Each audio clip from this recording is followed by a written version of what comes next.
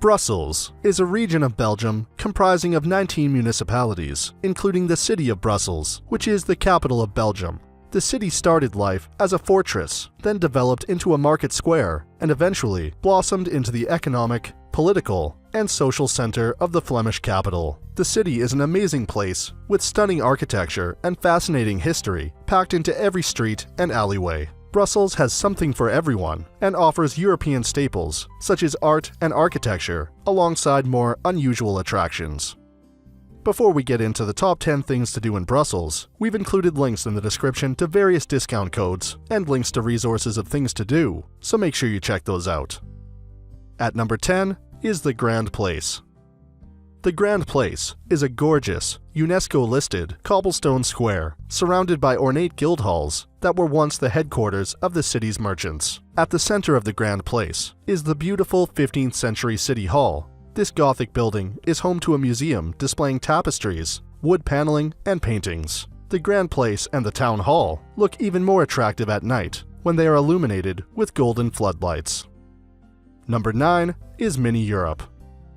The theme park is located north of central Brussels and features scale models of Europe's biggest and best sites. Explore a charming miniature world where the greatest buildings in Europe are recreated in small scale. Visitors can see everything from the Eiffel Tower to the Leaning Tower of Pisa as they take a trip around Europe in a single day. With over 350 miniature buildings, visitors are able to travel between more than 80 European cities in an instant and see their iconic architectural highlights. At number 8, laugh at the Mannequin Piss. Mannequin Piss is situated not far from the Grand Palace, and visitors can find it by taking the right lane away from the town hall. While the statue itself is of a child in the nude, he has been the recipient of about 800 different costumes, a tradition that began when Maximilian gave him a soldier's uniform in 1698. Since then, Mannequin Piss has been many things, including Santa and Elvis. This odd statue has risen to fame and is a popular tourist attraction in the city. Number 7. Relax in the Parc du Cinquantenaire. Parc du Cinquantenaire is a large public park in the easternmost part of the European Quarter in Brussels. It was built during the reign of Leopold II to commemorate 50 years of Belgian independence. At the southeastern point of the park is a giant arc that has spectacular architecture. Visitors can climb to the top of the arc to see nice views of Brussels and beyond. The park is one of the most beautiful parks in Brussels and worthy of a visit. At number 6 is the Art and History Museum.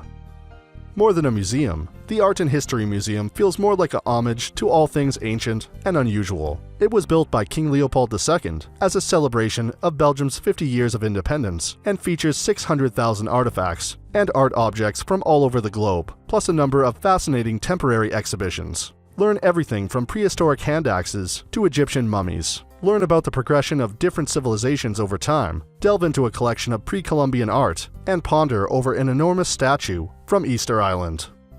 Number 5 is the Belgian Comic Strip Center.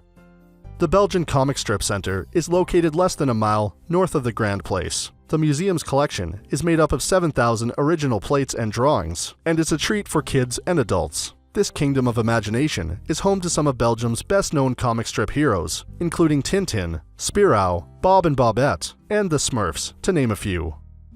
At number 4, admire Les Botaniques.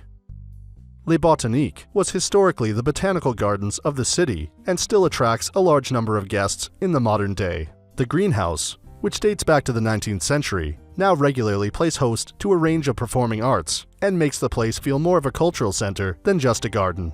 However, if you are into greenery, then the surrounding gardens are still intact and present in all their glory. Number 3 is St. Gudule and St. Michael's Cathedral.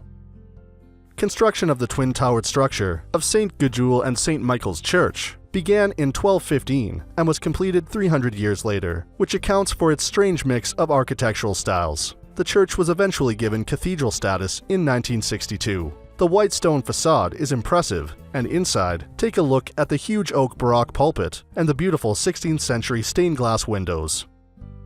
At number 2 is the Hop-on, Hop-off Bus Brussels.